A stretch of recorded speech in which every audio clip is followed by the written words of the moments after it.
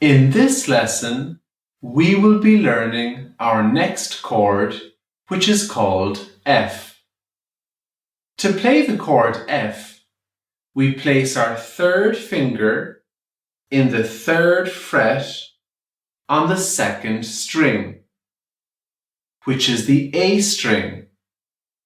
Then we place our fourth finger in the third fret on the third string, which is the D string. Then we place our second finger in the second fret on the fourth string, which is the G string. And finally, we place our first finger across all 6 strings in the first fret. A useful tip to remember is to press down a little harder with fingers 2, 3 and 4, and not to press down hard with your first finger, which is covering the 6 strings.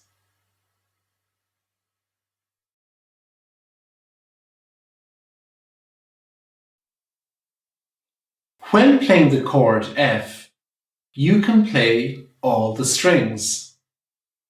So let's try to play the chord F together 4 times using strum 1, which is down, down, up, and we will start after 4.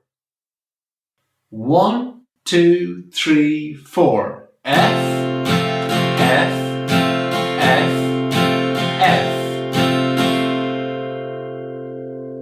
And that's how we play the bar chord F.